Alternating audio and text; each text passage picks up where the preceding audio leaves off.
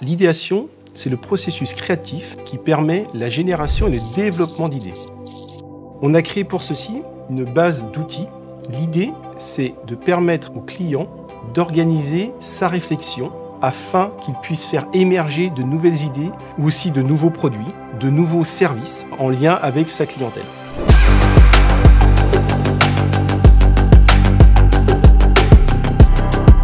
Nous avons la chance de travailler avec une multitude de clients, que ce soit du secteur industriel, des banques, de l'assurance. Et donc nous sommes toujours en alerte par rapport à ce qui nous entoure. Imatech a développé depuis de longues années maintenant une expertise dans l'accompagnement des entreprises dans leur propre parcours et objectifs d'idéation. Ce que l'on en retient, c'est qu'au regard de l'expertise qu'elles ont été amenées à développer, elles savent pouvoir, intégrer des univers d'activités divers et variés, de s'imprégner des spécificités de chacune des entreprises et arriver à colorier ou à adapter, à ajuster leurs techniques et leurs apports à chacune des sociétés pour lesquelles elles vont travailler. Pour accompagner le client, on travaille en suivant 5 étapes. Le cadrage, la compréhension de son besoin, voir avec lui où il veut aller, ses enjeux, ses objectifs. Il nous explique ses problématiques, ses envies. On le laisse parler afin de pouvoir identifier ses besoins et aussi éventuellement de déceler de nouvelles problématiques auxquelles il n'aurait pas pensé. Vient ensuite la phase de conception. C'est là où on va mettre toute notre ingénierie en place. On crée des outils et on vient avec un atelier sur mesure pour le client. Vous pouvez d'ailleurs voir un exemple derrière avec le jeu de l'excellence client.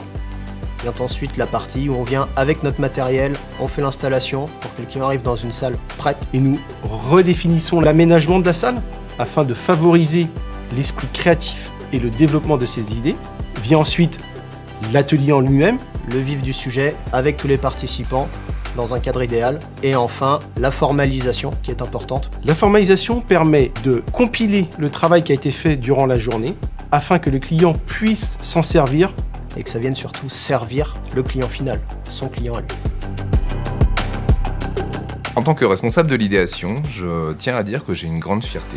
C'est le professionnalisme de l'équipe et sa capacité à s'adapter à de nouveaux défis en permanence et au fur et à mesure du temps, documenter, écrire, processer toutes nos animations qui nous permettent aujourd'hui, en quelques jours, de nous adapter à une demande d'un client pour animer presque n'importe quel type d'atelier sur n'importe quel sujet. Il y a toujours deux choses, la méthode que l'on utilise et les gens qui mettent en œuvre cette méthode. La méthode m'a semblé très intéressante. Elle nous immerge tout de suite dans un cas concret où elle nous met en situation de ce qui pourrait advenir dans notre écosystème ou dans notre pays. Et deuxièmement, il y a l'équipe, suffisamment de leadership pour avoir envie de les suivre. Une équipe qui sait aussi s'effacer pour laisser le groupe discuter, travailler. Évidemment, beaucoup de bienveillance et d'accompagnement.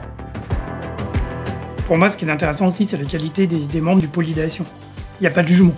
Il vous relance, il vous donne un timing, il vous rappelle quand même néanmoins que vous êtes dans un exercice cadré, que les délires les plus fous sont acceptables. Vous êtes libre dans l'expression, tout est bon à prendre, et je trouve qu'en plus, il y a une appropriation à un moment de l'animateur dans le groupe. Il devient en même temps, tout en restant à l'extérieur, il devient membre du groupe et il participe en même temps que vous. Et donc ça, je trouve ça très intéressant dans la dynamique d'animation. Je suis convaincu que toute organisation devrait recourir à ce type de prestations pour sortir du cadre et se projeter vers l'avenir.